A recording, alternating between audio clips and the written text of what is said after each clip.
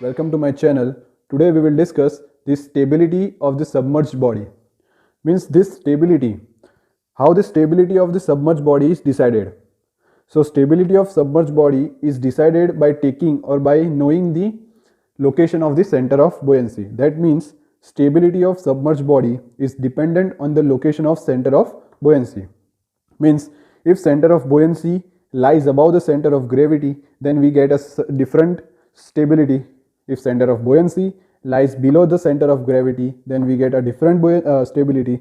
And if center of gravity lies at the center of buoyancy, we get a different stability. For time being, remember that if center of buoyancy lies above the center of gravity, then we get a stable equilibrium.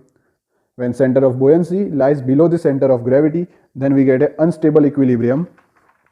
And when center of buoyancy lies at the center of gravity, we get a neutral equilibrium. Okay. So here I will write, that is, if B, center of buoyancy, lies above the center of gravity, we get a stable equilibrium. Stable equilibrium. If center of buoyancy lies below the center of gravity, we get a unstable equilibrium. Unstable equilibrium. If center of buoyancy lies at the center of gravity, we get a neutral equilibrium. Okay, neutral equilibrium. Now we are thinking that what is stable equilibrium, what is unstable equilibrium, and what is neutral equilibrium. So we will discuss this. That is, what is stable equilibrium, what is unstable equilibrium, and what is neutral equilibrium. That means first we will see, that is, what is a stable equilibrium. Now consider a concave surface. Now on that surface a ball is kept. Now when you disturb this ball, then this ball will oscillate, or this ball will move like this. If you disturb in this direction, that ball will come here, and then after some time it will go here, then after some time it will stop at this position. That means before disturbing this, the ball is at this position. After disturbing this ball will move certain distance, and after some time it will again come at the same position. At the same position, that is before it was disturbed. That means this is the condition of stable equilibrium. Okay, that means the ball comes at the same position where it was before the disturbance. Now what is unstable equilibrium? Now when this is the convex surface, this ball is very hardly kept on this convex surface in equilibrium. Now when you disturb this ball, then this ball will continue to move in this direction or in this direction. It will never acquire this original position, and it will not be in equilibrium. It will be in continuous motion in this condition. This is known as unstable equilibrium. Now third is neutral equilibrium. Consider a plane surface. A ball is kept.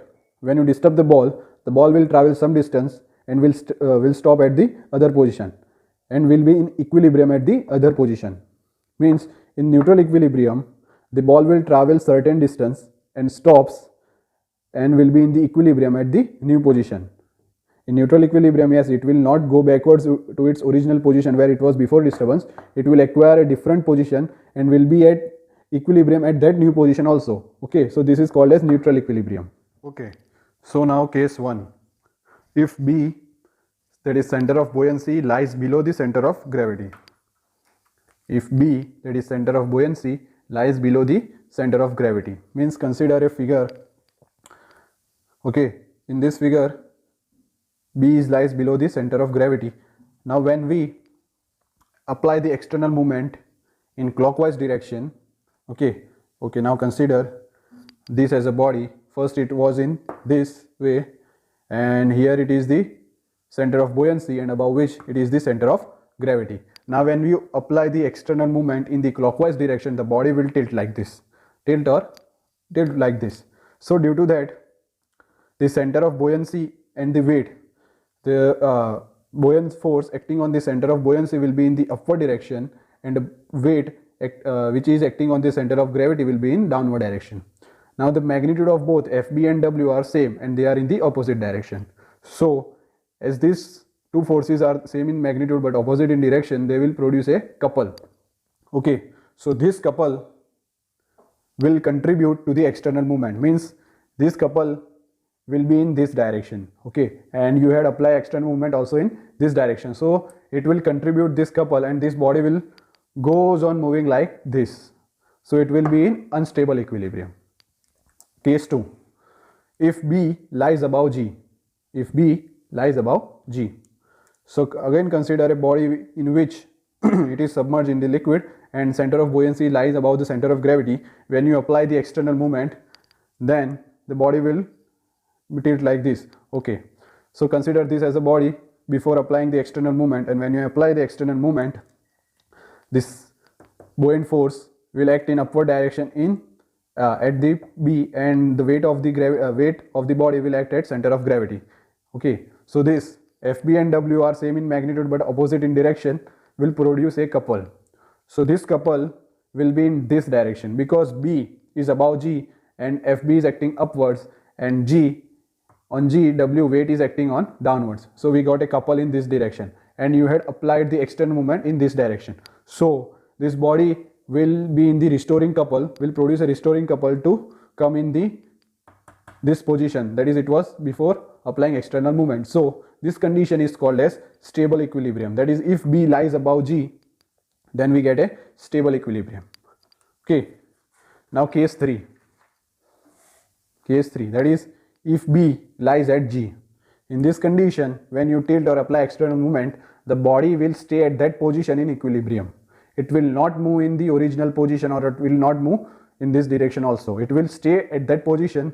This is called as neutral equilibrium because FB and W are acting at the same position and the perpendicular distance between FB and W is 0, so they will not produce any couple, okay. And yeah, when the body is submerged in the liquid, if you tilt the body, the center of buoyancy will not change, will be at that axis only, okay. If the body is floating, okay, so for example, if the body is floating like this, okay, here is the G and here is the center of buoyancy. If you tilt the body in this direction, that means we got a shape like this, okay. So here the center of buoyancy will shift to B1, before it was at B, here G, so here FB will act. Why this happen? Because this the immersed part of the liquid is changed, means the shape which is immersed in the liquid is changed. As you know that center of buoyancy is the center of gravity of the immersed part, means first the immersed part is like a rectangle, so center of buoyancy will be at this position, and after tilting, the shape which is immersed in the liquid is changed, so center of gravity will also change of that part. But G is the center of gravity of the whole body, it will not change. Center of buoyancy is the center of gravity of the immersed part, so it will change. So when the body is floating on the surface of the liquid, and when you tilt the body, the center of buoyancy will change, and when the body is wholly submerged in the liquid, then if you tilt the body, the center of buoyancy, the position of center of buoyancy will never change, okay, because here there is no any part which is outside of the liquid, the whole body is inside the liquid, so center of buoyancy will not change when the body is submerged. Center of buoyancy will only change when the body is floating, okay. So thank you. If you have any doubts, so please ask in comment section. If you had liked this video, please share and subscribe it, okay. Thank you.